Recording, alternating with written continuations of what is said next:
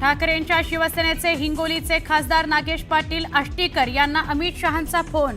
वाढदिवसानिमित्त अमित शहांनी दिल्या आष्टीकर यांना शुभेच्छा। राजकीय वर्तुळात चर्चा।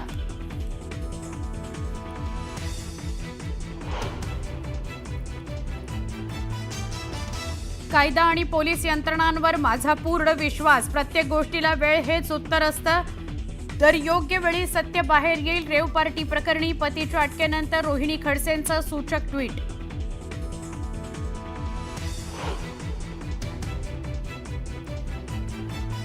ठाकरेंच्या शिवसेनेचे आमदार घेणार राज्यपालांची भेट। कायदा सुव्यवस्था आणि वादग्रस्त मंत्र्यांसंदर्भात राज्यपालांकडे करणार तक्रार।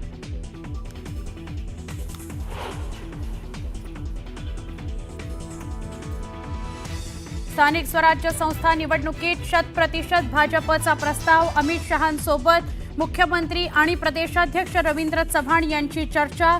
मित्र पक्षातील वादग्रस्त मंत्र्यांमुळे प्रतिमा मलिन झाल्याची चर्चा। सूत्रांची माहिती।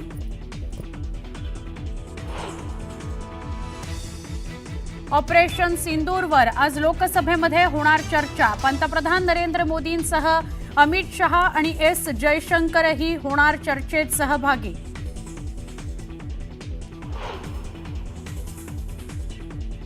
भाजप प्रदेशाध्यक्ष रवींद्र चव्हाण यांच्या नेतृत्वाखाली पक्ष प्रवेशाचा धडाका सुरूच। जालन्याचे काँग्रेसचे माजी आमदार कैलास गोरंट्याल आणि सुरेश वरपुडकर मंगळवारी भाजपमध्ये प्रवेश करणार। मराठवाड्यात काँग्रेसला मोठा धक्का।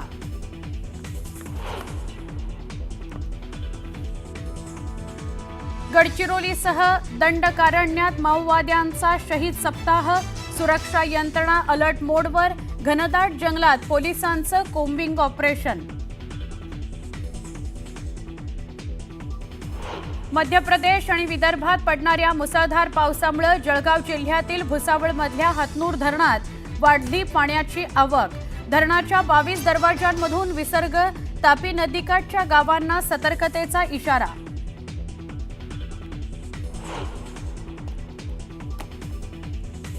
श्रावणातला आज पहिला सोमवार। राज्यभरातील शंकराच्या मंदिरांमध्ये उसळली गर्दी। ज्योतिर्लिंगाच्या दर्शनाला पहाटेपासूनच भाविकांच्या लांबच लांब रांगा।